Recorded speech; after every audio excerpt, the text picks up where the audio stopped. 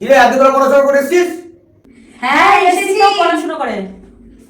আচ্ছা বল দেখি 2 - 2 কত হয়?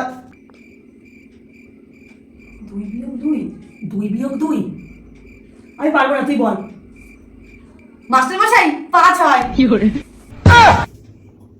রাধাগুলো তোদের কোনোদিন আমি বোঝাতে পারলাম না, আবার শিখিয়ে দিচ্ছি।